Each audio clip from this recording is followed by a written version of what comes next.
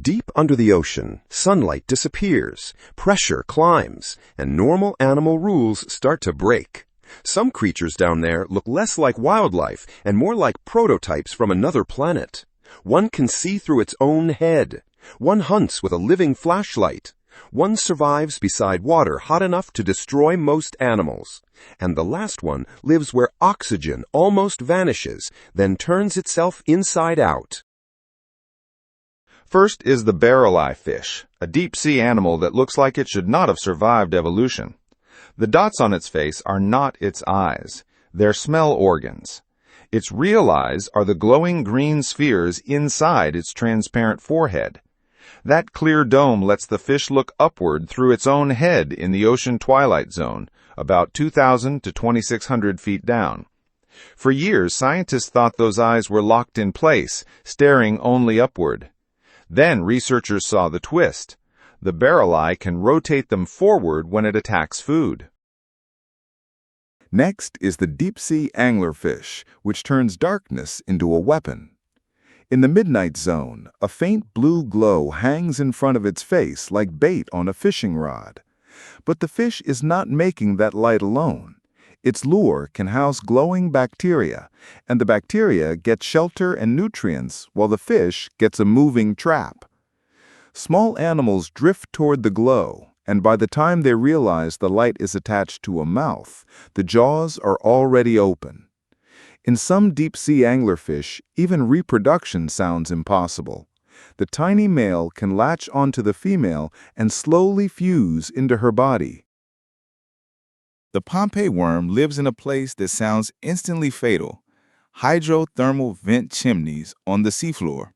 These vents can release superheated water from inside Earth's crust, and the base of the worm's tube can reach temperatures up to 221 degrees Fahrenheit. The animal itself cannot simply sit in that heat forever, but its survival trick is still unreal. It builds paper-thin tubes on the chimney, waves rust-colored gills into cooler water, and wears a fleece-like layer of bacteria that helps insulate it. It is basically living on the edge of a natural underwater furnace. Then there is the Yeti crab, a pale, deep-sea crab that grows food on its own body. One species, Kiwa puravita, was found at a methane seep about 1,000 meters down. Its claws are covered with hair-like structures, and bacteria grow on them.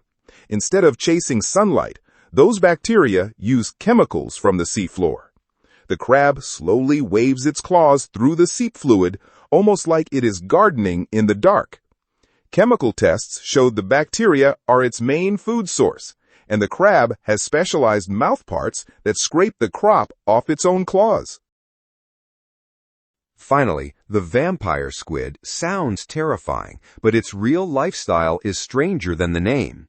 It lives in oxygen minimum zones, where oxygen is only a fraction of what animals get near the surface. Instead of chasing prey like a normal squid, it feeds on marine snow, dead plankton, mucus, waste, and tiny scraps raining down from above. When threatened, it can flip the webbing between its arms over its body, turning into a spiky, dark cloak.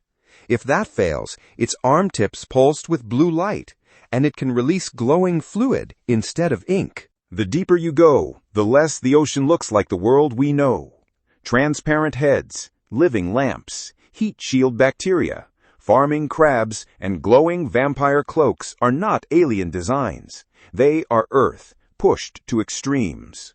If you want more real science stories that sound fake, subscribe to Fact Reactor.